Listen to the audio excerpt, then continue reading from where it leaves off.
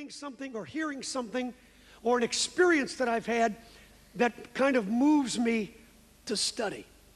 And in this 11th chapter, the 17th verse, it reads like this. It says, by faith, Abraham, when he was tried, offered up Isaac, and he that received the promises offered up his only begotten son, of whom it was said that in Isaac shall thy seed be called. Accounting that God was able to raise him up even from the dead, from whence also he received him in a figure. By faith, Isaac blessed Jacob and Esau concerning things to come. And if there was a text verse, it's this 21st verse. It says, by faith, Jacob, when he was a-dying, blessed both the sons of Joseph and worshiped, leaning upon the top of his staff. Now read it again. It says when he was a-dying. It doesn't say when he was dying. It said when he was a-dying. Those old patriarchs had a way of knowing when it was over. You know, they just, I don't know if God spoke to them. I don't know if they just sensed it in their spirit. But those guys knew when their time was up. And at that point, they would gather the children together and they would pass out what we now know as the patriarchal blessings. Okay? Most of you are familiar with that. It says when he was a-dying, he blessed both the sons of Joseph and worshiped, leaning upon the top of his staff. Now, the thing with the leaning on the staff, when I read that, I thought that doesn't make sense to me. Because, see, if you understand how the patriarchal blessing was passed on, you'll see where I'm trying to take you tonight. Normally, the old patriarch would take his right hand like this, and he would put it like this on the head of the second-born. Then he would take his left hand and put it like this on the head of the firstborn. And there's a whole typology there on the firstborn and the second birth, but I'm not going to get into that. We don't have time. So he's standing like this, praying for and passing on the blessing. So I'm thinking, okay, you got an older man standing like this. How could he lean on anything?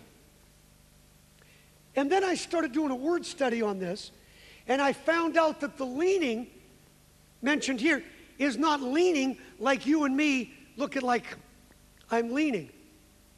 Pretty interesting. So what's being said here? It's an interesting thought. I was in Austin, Texas several years ago, Sunday morning, like I do every Sunday, preaching somewhere, and I was sitting in the pastor's office, and I was looking at his books, and I'll tell you what, I have never seen a library like your library. I was lost. See, you can't buy these kind of books in the United States. That's a bunch of garbage. But over here, you've got these old authors. He has got the best library I've ever seen in the world. And you better make sure it's locked up before I leave here. Greatest. I was sitting there the other day, I was staring at the books. And I was in Austin, Texas, looking around at these books. And I was kind of, you guys can't see me back there, can you? I'm not that tall. I just like to move around. And I saw over in the corner of his office a stick about this high. And I thought, that's a little weird. So I went over there and I picked it up. And on the stick, there was a bunch of marks. It didn't look like it was a language. It didn't look like it was letters or characters or some kind of hieroglyphics. It didn't look like it was just a bunch of marks. It kind of caught my attention because I'd never seen anything like it. So I preached Sunday morning. We came back in his office, and I asked him, I said, what is this? In my office, I have a baseball bat, but it's different. It's different. Because that's just part of living in New York. But I don't have a stick. I'd never seen anything like this.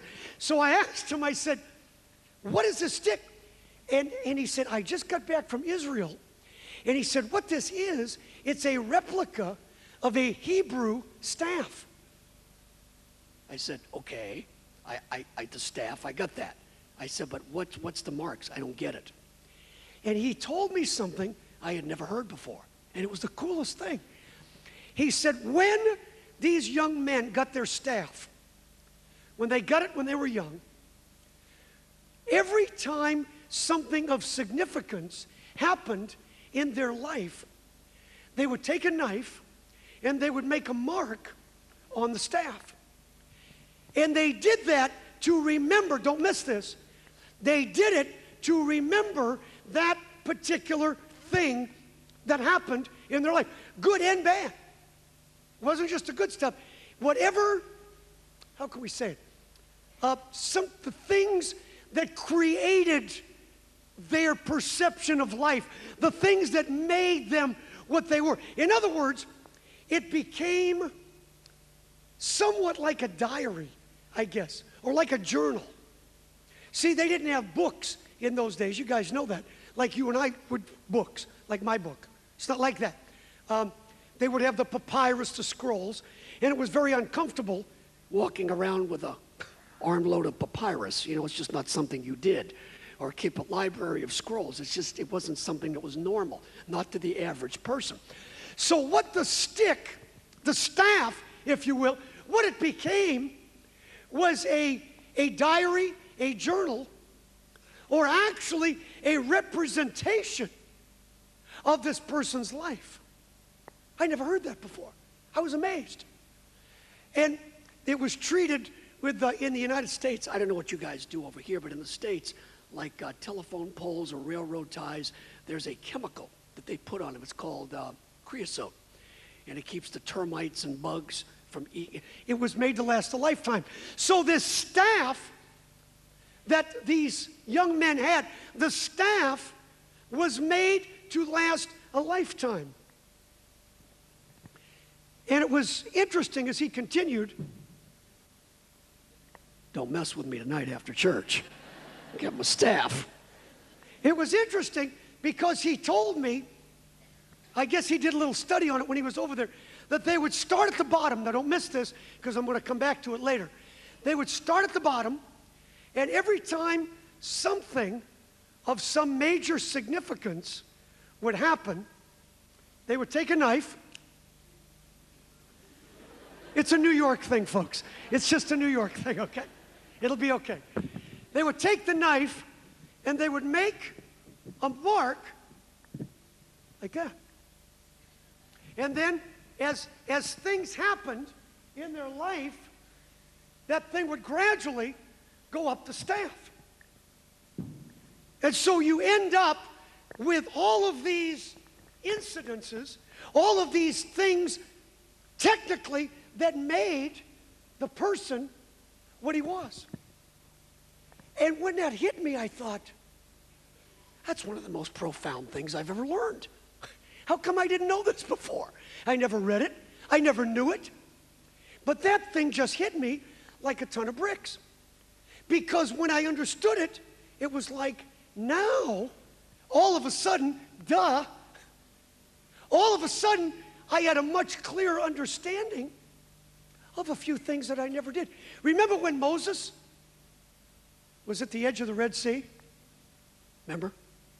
God had asked him to do, at that point, the most difficult thing that God had ever asked him to do. He's standing at the edge of the water. He's got about 3 million Jews behind him, and they ain't happy. And behind them, the enemy is coming, and they're even less happy. So you got one man standing here. God says, lead your people through. Are you nuts? How do I do that? I didn't even want this job. And you stuck me with it, and now I'm standing here in front of this water, and you got these people behind me. Do you remember what God said? He said, Moses, what do you got in your hand? Remember what Moses said? Got my staff. Don't miss this. Do you remember what God told him to do?